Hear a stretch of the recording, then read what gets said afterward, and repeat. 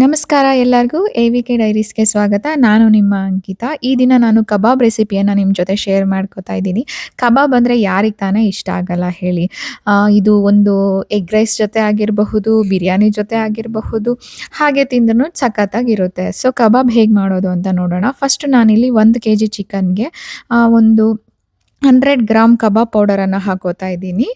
ನೀವು ಯಾವುದಾದ್ರೂ ತೊಗೊಬಹುದು ಅಂಗಡಿಯಲ್ಲಿ ಸಿಗೋಂಥದ್ದು ಅಥವಾ ನಿಮ್ಮ ಮನೆಯಲ್ಲೇ ಹೋಮ್ ಮೇಡ್ ಇದ್ದರೆ ಯೂಸ್ ಮಾಡ್ಕೊಬೋದು. ಹಾಗೆ ಅದಕ್ಕೆ ನಾನು ಎಕ್ಸ್ಟ್ರಾ ಒಂದೂವರೆ ಸ್ಪೂನು ಖಾರದ ಪುಡಿಯನ್ನು ಹಾಕೋತಾ ಇದ್ದೀನಿ. 1/4 ಟೀ ಸ್ಪೂನು ಅರಿಶಿನ, ಹಾಗೆ 2ರಿಂದ 3 ಸ್ಪೂನು ಶುಂಠಿ ಬೆಳ್ಳುಳ್ಳಿ ಪೇಸ್ಟನ್ನು ಹಾಕೋತಾ ಇದ್ದೀನಿ.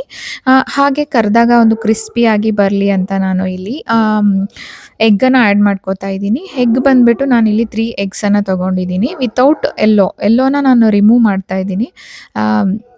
ರಿಮೂವ್ ಮಾಡಿಕೊಂಡು ಹಾಕ್ಕೊಳ್ಳಿ. ಇಲ್ಲಾಂದರೆ ಕರೆದಾಗ ಎಣ್ಣೆಯಲ್ಲಿ ತುಂಬ ನೊರೆಯಾಗಿ ಬರುತ್ತೆ, ಅದು ಚೆನ್ನಾಗಿರೋದಿಲ್ಲ. ಹಾಗಾಗಿ ವಿತೌಟ್ ಎಗ್ ಮಾಡಬಹುದು, ಇಲ್ಲಾಂದರೆ ನಮಗೆ ಪರವಾಗಿಲ್ಲ ಅಂದರೆ ಹಾಕ್ಕೊಳ್ಳೋರು ಹಾಕ್ಕೊಬಹುದು.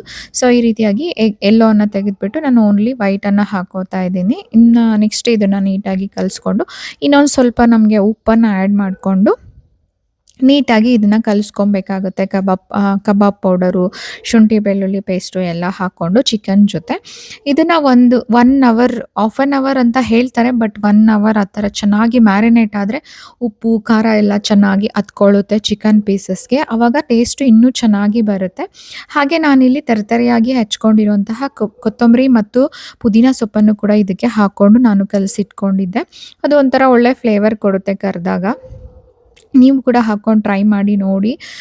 ತುಂಬ ಕ್ರಿಸ್ಪಿಯಾಗಿ ಟೇಸ್ಟಿಯಾಗಿ ಇರುತ್ತೆ ಕಬಾಬು. ಆ್ಯಂಡ್ ಕಬಾಬ್ನ ನಾವು ಕರಿಯೋವಾಗಲೂ ಕೂಡ ಒಂದು ಎಣ್ಣೆ ಕಾದ್ಮೇಲೆ ಮೀಡಿಯಮ್ ಫ್ಲೇಮಲ್ಲಿ ಇಟ್ಕೊಂಡು ಒಂದೊಂದೇ ಪೀಸ್ಗಳನ್ನು ಹಾಕ್ಕೊಳ್ಳಿ. ಒಂದು 5ರಿಂದ 6 ಪೀಸ್ ಹಾಕ್ಕೊಂಡ್ರೆ ಸಾಕು.